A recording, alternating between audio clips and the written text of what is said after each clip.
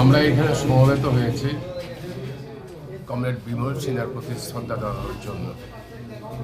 ত্রিপুরার মানুষের কাছে এটা সবারই জানা যে 1998 সালে ঠিক আজকের এই দিনে 31শে মার্চ কমলপুরের আবাঙ্গা নদীর তীরে কমরেড বিমল সিনহা এবং তার ছোট ভাই বিদ্যুৎ সিনহা শহীদের নৃশংস গুলিতে আত্মবলিদান করেন।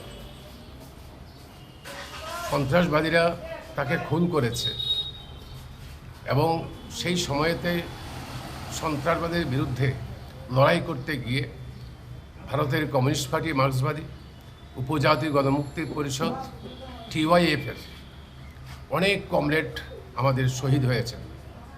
সাম্রাজ্যবাদের মদতপুষ্ট সন্ত্রাসবাদীরা উপজাতি এলাকায় CPMকে নির্মূল করার স্বপ্ন নিয়ে, 7 বোনের ট্রাইবেল রাজ্য গঠন করার স্বপ্ন নিয়ে আমাদের রাজ্যে সন্ত্রাসবাদ কায়েম করে।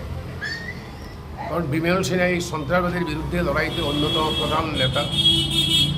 উনি আমাদের রাজ্যের জনপ্রিয় স্বাস্থ্যমন্ত্রী বামফ্রন্ট সরকারের, যখন উনি খুন হন। কাজেই সন্ত্রাসবাদীদের হাতে কমরেড বিমল সিনহা, বিদ্যুৎ সিনহা নয়, শুধু ধর্মনগর থেকে সাবরুম পর্যন্ত আমাদের অসংখ্য কমরেডকে খুন হতে হয়েছে, রক্ত দিতে হয়েছে, বাড়িঘর ত্যাগ করতে হয়েছে, শহরে আশ্রয় নিতে বাধ্য হয়েছে। এইভাবেই সন্ত্রাসবাদের বিরুদ্ধে CPIM ত্রিমুখী লড়াই করেছে। একদিকে সন্ত্রাসবাদের বিরুদ্ধে মতাদর্শগত সংগ্রাম, অন্যদিকে তৎকালীন বামফ্রন্ট সরকারের প্রশাসনিক উদ্যোগ, TSR, প্যারামিলিটারি ইত্যাদিকে প্রয়োগ করা, অন্যদিকে তাদের উপজাতি এলাকায় উন্নয়নের রাস্তা তুলে নেওয়া, যেন উন্নয়নের পথ খুলে দেওয়া, যেন সন্ত্রাসবাদীরা অন্য উপজাতি যুবকদের টানতে না পারে। এইভাবে আমরা লড়াই করছিলাম। সেই লড়াইকে দুর্বল করার জন্য সাম্রাজ্যবাদের মদতপুষ্ট এই সন্ত্রাসবাদীরা আমাদের কমরেডদের খুন করেছে।